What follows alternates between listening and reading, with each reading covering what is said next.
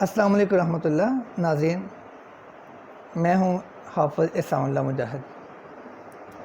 ناظرین، اس سے قبل ہم آپ سے شیئر کر چکے تھے کہ انشاءاللہ ہم عنقریب ایک پروگرام کا باقاعدہ آغاز کرنے جا رہے ہیں جس کا عنوان ہوگا دفاع صحابہ و اہل بیت رضوان اللہ علیہم اجمعین۔ اس پروگرام کی نشریات کا ہم آج سے انشاءاللہ باقاعدہ آغاز کرتے ہیں۔ میرے مہمان وہ ہیں جو الحمدللہ پرویزیت پہ، قادیانیت پہ اور عیسائیت پہ، دیگر مذاہب پہ بھی عبور رکھتے ہیں، اور یہ وہ مہمان ہیں جن کی گفتگو سننے کے بعد، ان کے دلائل سننے کے بعد آپ کو انشاءاللہ اندازہ ہوگا کہ واقعتاً بات کو گہرائی سے بیان کرنا اور اسے سمجھانے کا ملکہ ان کے پاس الحمدللہ ان کو اللہ نے عطا کیا ہوا ہے۔ ہمارے جو مہمان ہیں کے پروگرام کے، ان کا نام ہے جناب حکیم اسرار معاویہ صاحب۔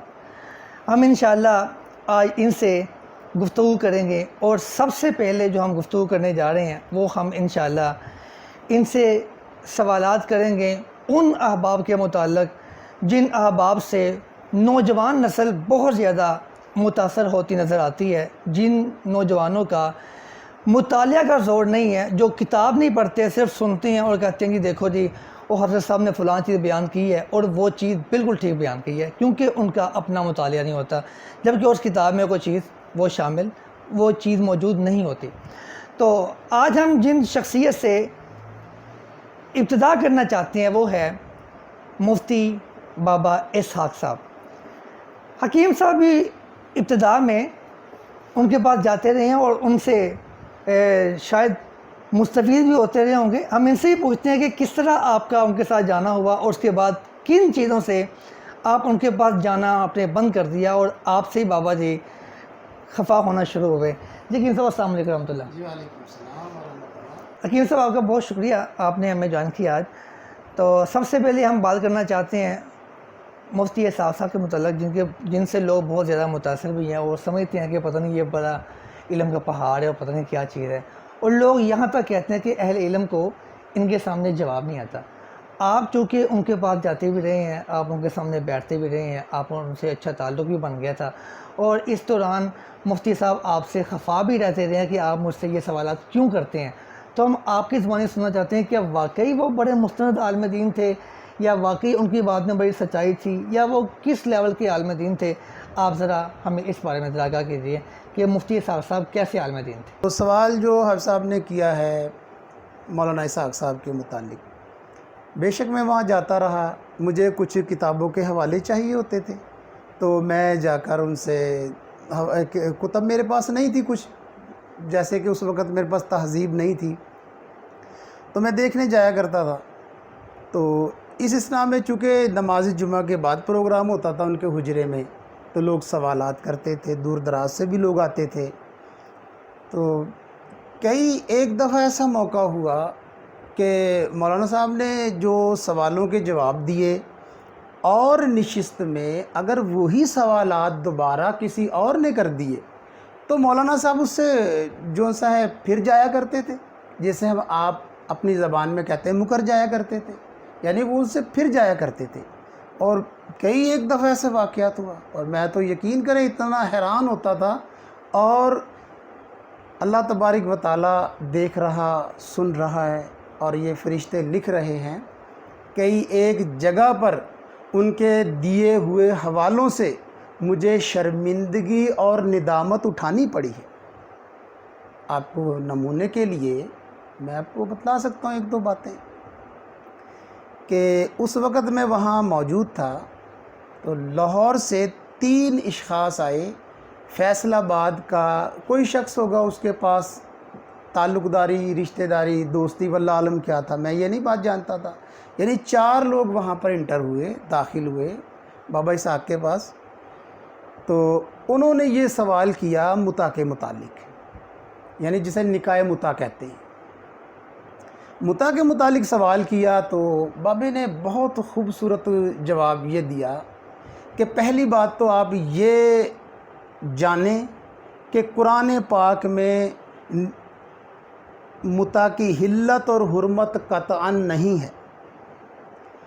اس کے بعد حدیث کی طرف آتے ہیں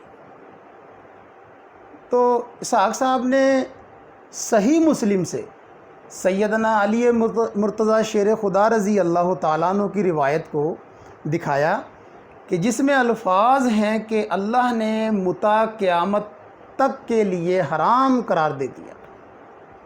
اب یہ روایت جس وقت انہیں دکھائی صحیح مسلم کی، اس کے بعد مولانا صاحب نے کہا کسی کو وہیں حاضرین محفل میں سے جاؤ اصول کافی لے کر آؤ، تو وہ باقاعدہ اصول کافی لے کر آئے اور مولانا صاحب نے انہیں دکھلایا، اور میں یہ ساری روداد اپنی آنکھوں سے دیکھ رہا ہوں، میں وہاں موجود ہوں۔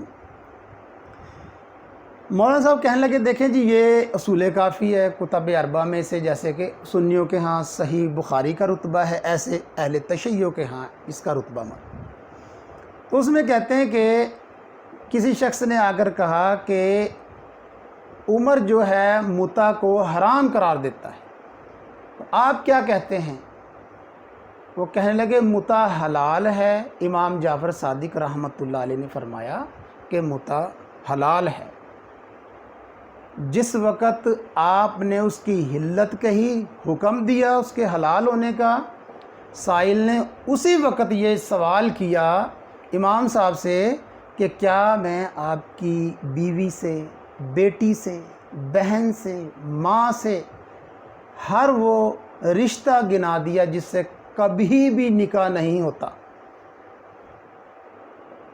تو جو مولانا اسحاق صاحب کا اسٹائل تھا کہ پھر امام صاحب نے منہ پھیر لیا اس کے سوال سے، نا جواب نہیں دیا۔ تو مولانا صاحب کہنے لگے اگر یہ اتنی اچھی چیز ہوتی تو امام صاحب کیسے منہ پھیرتے اور اس کو ہاں نہ کہتے؟ آپ نے جواب بھی نہیں دیا، خاموشی اختیار کر لی۔ پھر مولوی اسحاق صاحب، مولانا اسحاق صاحب نے ایک رسالہ دکھایا جو ایران سے مولانا صاحب کے پاس آتا تھا، کیونکہ ایران میں قم یونیورسٹی میں 15 سال انہوں نے پڑھایا ہے باقاعدہ مولانا اسحاق صاحب نے، اور شیعت کی بھرپور تعلیم وہ پھیلایا کرتے تھے۔ اور جیسا کہ مکتبہ اسلامیہ پر فیصل آباد ایسے لوگ ملے کہ بابا اسحاق نے ابھی تقیہ نہیں چھوڑا، اور وہ یہ بات کرتے تھے کہ تقیے کی بھی ایک میعاد ہوتی ہے، تو ابھی تک تقیے سے باہر نہیں آئے۔ یہ بات اہل تشیع نے کی ہے؟ جی، وہ خود حیران ہوتے تھے یہ کب اس لبادے سے باہر آئیں گے۔ اچھا۔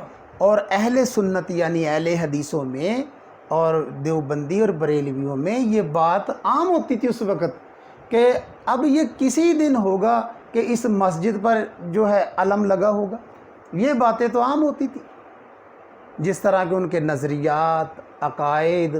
اب دیکھیں نا، کسی بھی اہل حدیث مسجد میں انہیں درس کے لیے نہیں بلایا جاتا تھا، تقریر کے لیے نہیں بلایا جاتا تھا، یہاں تک کہ کسی اشتہار میں ان کا نام نہیں لکھا جاتا، نہیں ہوتا تھا قطعی طور پر۔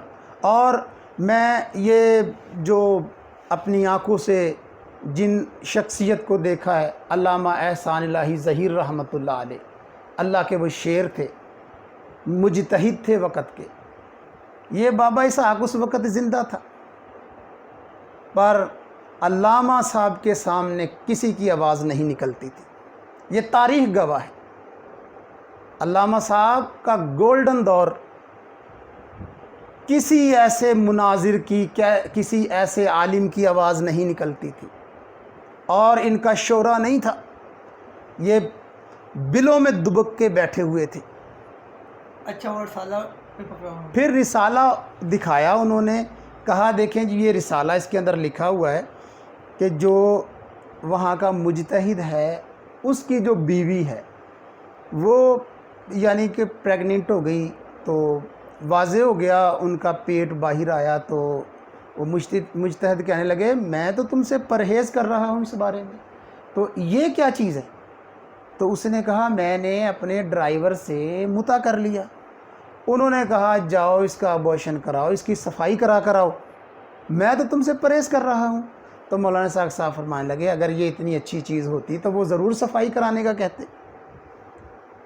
تو یہ اب چونکہ میرے سامنے اس حسین انداز سے متع کے حرام ہونے پر بہترین دلائل جو دیے بابا اسحاق نے، قرآن سے بھی، صحیح مسلم سے بھی، اور اصول کافی سے بھی، اور وہ رسالہ ایران کا جو چھپا، وہاں سے بھی. اب ایسا ہوا کہ مجھے پھر جانا پڑتا تھا کچھ کتابیں دیکھنے کے لیے، یعنی کچھ ہی مہینہ لگا لیں، 1.5-2 مہینے کے بعد میں ایسے ہی گیا حسب معمول. تو ابھی نا مولانا اسحاق صاحب مسجد میں تشریف فرما تھے جمعہ پڑھا کر، تو حجرے میں لوگ سب ہی انتظار کر رہے تھے، تو میں بھی حجرے میں جا کر بیٹھ گیا. میں نے پوچھا بابا جی، کہتے وہ کوئی مسئلہ پوچھ رہا ہے، مسجد میں تشریف فرما ہے، ابھی آتے ہیں. اتنے میں حاضرین میں سے متع پر بات ہو رہی تھی، تو میں ان کی بات سننے لگا. تو میں نے یہ کہا کہ بھائی مولانا اسحاق صاحب متع کو حرام قرار دیتے ہیں. تو وہ لوگوں کے ماتھوں پر بل پڑ گئے اور وہ کہنے لگے تمہیں علیحدہ بتلایا ہے انہوں نے. اچھا. میں نے کہا اسی محفل میں بات ہوئی ہے اور یہ پرانی بات نہیں، نئی بات ہے یہ. وہ کہتے ہیں اچھا ابھی آ جاتے ہیں بابا جی، ابھی آپ سے ابھی تصدیق کروا لیتے. میں نے کہا جی بالکل، کوئی اس میں شک نہیں. تو وہ ہم انتظار میں بیٹھے رہے، تو بابا جی تشریف لے آئے. ابھی بابا جی چرپائی پر نہیں بیٹھے تھے کہ ان صاحب نے سوال کر دیا کہ بابا جی یہ آدمی، میری طرف اشارہ کر کے، کہ یہ کہتا ہے کہ بابا اسحاق جو ہے نا وہ متع کو حرام قرار دیتا ہے. تو بابا نے کہا میں نے کب اسے حرام قرار دیا؟ یعنی اس انداز کے وہ جو دلائل قرآن پاک سے، حدیث پاک سے اور شیعہ کتب اصول کافی سے اور وہ رسالے سے، اور ان کو یعنی کہ برین واش کرنا، ان کو سمجھانا. تو میں بابا جی کا منہ دیکھنے لگا کہ یار یہ، حالانکہ وہ الحمدللہ قرآن پاک میں واقعی اس کے احکام و مسائل نہیں ہیں. صحیح مسلم کی روایتیں ہم نے اپنی آنکھوں سے پڑھی ہوئی تھی، بابے سے کہیں پہلے الحمدللہ مطالعے میں تھی. تو اصول کافی کا بھی الحمدللہ مجھے ادراک تھا، میں نے دیکھی ہوئی تھی. تو مجھے کوئی حیرانگی نہیں ہوئی کہ نئے دلائل ہیں، لیکن میں نے کہا یہ بڑی بات ہے کہ یہ یعنی کہ ان کو ذہن صاف کر رہے ہیں، ذہن سازی کر رہے ہیں. اب جو میری پہلے تصدیق تھی پھر بابا جی نے کر دی، اب وہ مکر گئے. تو میں نے کہا یہ تو کتابیں میرے پاس بھی موجود ہیں اور میں نے دیکھی بھی ہیں، تو وہ تو اپنی جگہ لکھے ہوئے ہیں دلائل. پھر میں نے دہرایا یہ سارا واقعہ بابا اسحاق صاحب کے سامنے کہ مفتی صاحب اس طریقے سے لوگ آئے تھے، آپ نے ایسے کہا تھا، ایسے ہوا، ایسے ہوا. ایسے ہاتھ کا اشارہ کرتا ہے میں کدو کیا، اس طرح اشارہ کرتے تھے میں کدو کیا. یہ ان کا اشارہ اسٹائل تھا. اچھا، یہ آپ کے ساتھ ہی ہوا؟ ایسے کافی دوست ملتے ہیں جو کہتے ہیں ہم سے بھی ایسا ہوا. جی بالکل، آپ کی بات بجا ہے. یہ آپ اگر گنتی کرنا شروع کر دیں تو ایسے لوگوں کی کافی تعداد بن جائے گی جنہیں اس طرح کی شرمندگی اٹھانی پڑی اور بابا اسحاق کے جو ہیں وہ جھوٹ سامنے آئے ہیں. اور یہ میں اس کے ساتھ کا ایک اور واقعہ ہے، اسے میں شارٹ کر کے سنانا چاہتا ہوں کیونکہ کوئی اس کو یعنی کہ خواتین میں بھی اگر سنے تو وہ شرمندگی نہ اٹھائے اس بات کی. تو ایسے میں کسی اور وقت میں جمعے کے بعد وہاں بیٹھا ہوا تھا بابا اسحاق کے پاس، تو کچھ نوجوان ایک اشتہار پمفلیٹ لے کر آئے. تو اس میں کچھ مسائل لکھے ہوئے تھے جو یعنی کہ ذرا تھوڑے سیکس جسے کہہ دیتے ہیں. تو بابا اسحاق کو انہوں نے کہا جی اس کا جواب دیں. مولانا اسحاق صاحب نے وہ پمفلیٹ پڑھا تو ہنسنے لگے. دانت نہیں تھے آپ کے منہ میں، وہ ہنسنے لگے. اس میں پہلا سوال تھا ایک جس کتاب کے متعلق وہ کتاب منگوائی، انہوں نے کہا یہ جو لفظ ہے یہاں پر نہیں ہے. بابا کا مطالعہ تھا کہ یہ میں نے پڑھی ہوئی ہے کتاب، یہ لفظ میں نہیں ہے، دکھاؤ میں دکھاتا ہوں. انہوں نے دکھایا، انہوں نے کہا یہ بھی جھوٹ لکھا ہے، یہ بھی جھوٹ لکھا ہے، یہ بھی جھوٹ لکھا ہے. ان جو آنے والے جو نوجوان تھے انہیں مطمئن کیا. بابا جی نے پھر وہاں ایک حوالہ خود ارشاد فرمایا، در مختار جلد نمبر 4 سے ایک حوالہ انہوں نے ارشاد فرمایا پاکی ناپاکی کے حوالے سے، حضرت ابو حنیفہ رحمۃ اللہ کے حوالے سے ایک حوالہ دیا کہ بھی وہ اگر ایسا کریں تو وہ یعنی عورت کی شرمگاہ اور وہ زبان ساتھ لگاؤ تو ناپاک نہیں ہوتی. یہ بابا جی نے حوالہ دے دیا. یہ میں نے نا یہ اسی ان دوران کچھ محفلیں ہوا کرتی تھی، ثناء اللہ ضیاء حافظہ اللہ اور صوفی اقبال حافظہ اللہ کوثر مسجد لکڑ منڈی کے پاس پروگرام کراتے تھے. تو سوال و جواب کی نشست ہوتی تھی، وہاں پر کچھ لوگ آتے تھے تو میں بھی گیا وہاں پر. تو بعد محفل کے علماء کرام کے پاس بیٹھا ہوا تھا. میں نے یہ بابا جی کا جو حوالہ تھا در مختار والا، میں نے یہ وہاں پر سنا دیا. تو صوفی اقبال صاحب جو انہوں نے کہا کہ حکیم صاحب آپ کو میں رکشے کا کرایہ بھی دوں گا اور ساتھ میں آپ کو سرینا ہوٹل میں کھانا بھی کھلاؤں گا، ہم جتنے لوگ بیٹھے ہیں سب کھائیں گے. آپ جا کر نا یہ بابا سے نا جا کے حوالہ لے آئیں اور فوٹو کاپی کروا لیں اس کتاب کی. تو میرے لیے تو معافی مشکل، میرے لیے کوئی مشکل نہیں تھی بات. میں نے کہا جی آپ پریشان نہ ہوں، یہ پیسے رکھیں میں لے آؤں گا حوالہ.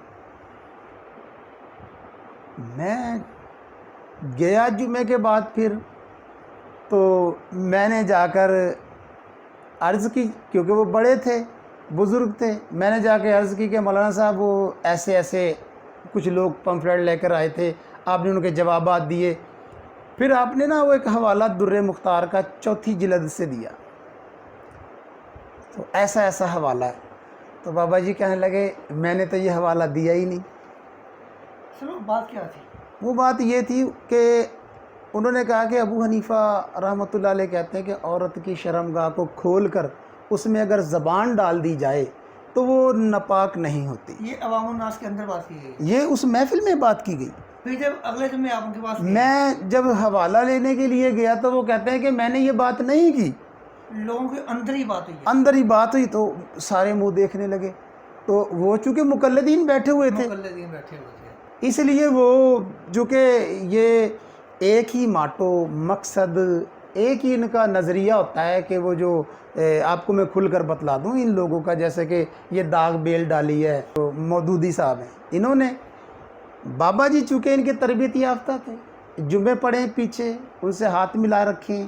اور بابا جی خود بھی جماعت اسلامی کے تھے، اتوار کے روز وہاں مسجد میں پروگرام ہوتا تھا جماعت اسلامی کا اور اردو میں گفتگو کرتے تھے، جبکہ جمعہ جو ہے وہ پنجابی میں پڑھاتے تھے. تو بابا جی چونکہ جماعت اسلامی سے تعلق رکھتے تھے مودودی صاحب کی وجہ سے، اب وہ مودودی صاحب نے جو داغ بیل ڈالی ہے تو وہ آگے بڑھی ہے تو بابا اسحاق اس کی صورت میں ہمارے سامنے آئے اور انہی پھر وہ مرشد قرار پائے جو اپنے حاضر وقت میں انجینئر محمد علی مرزا صاحب جو ہیں، اب وہ انہیں اپنا استاد کہتے ہیں، مرشد کہتے ہیں. تو دیکھیں وہ ان کی یعنی کہ مودودی صاحب کی، بابا اسحاق کی اور انجینئر صاحب کی ایک ہی کیٹیگری ہے اور ایک ہی ٹاپک، ایک ہی عنوان ہے کہ بنو امیہ صحابہ کرام رضوان اللہ علیہ مجمعین کے اوپر زبان دراز کی جائے اور تنقید اور تشنیع کی جائے، سب و شتم کیا جائے. اور میں آپ کو ایک علمی بات بتلانا چاہتا ہوں کہ ہم نے الحمدللہ جو کتب رجال ہے وہ خود اسٹڈی کی ہیں میں نے الحمدللہ، جس میں کہ تہذیب التہذیب ہے، تقریب ہے، لسان المیزان ہے، میزان الاعتدال ہے، سیر اعلام النبلا ہے، الکاشف ہے، دیوان زوفہ ہے، الزوفہ والمتروکون ہے، تو کتاب الثقات ہے، کتاب الزوفہ ہے. تو اس طریقے سے موضوعات کبیر کئی ایک لوگوں کی ہم نے الحمدللہ جرح اور تعدیل کو دیکھا. یہ کتابیں دیکھنے سے، ہمیں پڑھنے سے ایک اندازہ بہت ہوا کہ ائمہ رجال نے صحابہ کرام رضوان اللہ علیہ مجمعین کی ہستیوں کو چھوڑ کر تابعین کرام سے جرح شروع کی ہے. صحابہ کرام میں سے کسی پہ جڑا نہیں کی. کوئی ایک ایسی کتاب دنیا میں موجود نہیں ہے حافظ صاحب کہ رجال کے تحت صحابہ پر تنقید اور تشنیع ہو۔ سر یہ تو آغاز یہاں سے کرتے ہیں سیدنا میرے معاویہ سے، سیدنا عثمان سے، سیدنا مغیرہ بن شعبہ سے، اور آغاز یہاں سے کرتے ہیں کہ یار بس صحابی، اس کے علاوہ پلے شاہ کیا تھی؟ دیکھیں جی، صحابی ہونا ہی سب سے بڑی بات ہے۔ آج جنہیں ہم اہل بیت کہیں گے یا نبی علیہ الصلاۃ والسلام کے بعد صحابہ میں سب سے پہلے نمبر پہ جو ہیں خلیفہ بلا فصل جو ہیں وہ صدیق اکبر رضی اللہ تعالیٰ عنہ ہیں۔ وہ بھی تو پہلا ان کا جو رتبہ ہے، گریٹ ہے، وہ صحابی ہونا ہے، باقی ساری ثانوی چیزیں۔ جزاک اللہ کنگ صاحب، ماشاء اللہ آپ نے بہت اچھی رہنمائی فرمائی ہے۔ ہم بھی چاہتے ہیں کہ یہ جو نیم رافضیت بڑی خطرناک چیز ہے۔ اصل میں معاملہ یہ ہے کہ جو ایک بندہ نظر آئے نا یہ فلاں بندہ ہے، اس سے تو ہم اجتناب کرتے ہیں، لیکن ایک بندہ نظر نہیں آ رہا، ہمارا ہی وہ بھائی ہے لیکن وہ ان مسائل میں الجھایا گیا اور اسے بتایا گیا کہ یار یہ بنو امیہ، یہ سیدنا عثمان، یہ میرے معاویہ، ان کے پلے کوئی شے نہیں تھی، اور ایسی ایسی باتیں کرتی ہیں عجیب و غریب کہ پتہ نہیں یہ خوف سے انہوں نے کلمہ پڑھا ہے جی، اور خوف سے کلمہ پڑھ لیا، پھر ساری زندگی اس پہ قائم کیسے رہ گئے؟ پھر دوسری بات، جیسے وہ نبی صلی اللہ علیہ وسلم نے صحابی رسول سے کہا تھا اور تم نے اسے قتل کر دیا، تم کہتے ہو کہ اس نے کلمہ ڈر سے پڑھا تھا، تم نے اس کی دل کی کیفیت دیکھی تھی۔ لیکن یہ لوگ یہ باتیں نہیں سوچتے۔ انشاءاللہ ہم اپنے ان معاملات کو، مسائل کو، صحابہ کرام کے دفاع کو، اہل بیت اعظام کے دفاع کو انشاءاللہ ہم وقت کے ساتھ ساتھ آگے بڑھائیں گے۔ آپ کی آمد کا بہت شکریہ۔ ٹھیک ہے ناظرین، ہم آپ کو ایک بار پھر تعارف کروانا چاہتے ہیں محترم حکیم استاد معاویہ صاحب کا۔ یہ ماشاءاللہ عبور رکھتے ہیں قادیانیت پہ، پرویزیت پہ، عیسائیت پہ، دیگر مذاہب کے ساتھ ساتھ اپنے معاملات پہ، اور جتنے بھی مسائل ہیں، ہم اہل الحدیث کے مسائل ہوں، دیوبندی مسلک کے مسائل ہوں، بریلوی مسلک کے مسائل ہوں، یا اہل تشیع کے مسائل ہوں، الحمدللہ پورا عبور رکھتے ہیں، اور حوالہ کے ساتھ ساتھ ہم آپ کے ساتھ ہم کلام ہوتے رہیں گے۔ آپ کو ہم انشاءاللہ ہر کتاب کا حوالہ دے کے ہم آپ سے گفتگو کریں گے انشاءاللہ۔ اب تک کے لیے دیں اجازت۔ السلام علیکم ورحمۃ اللہ۔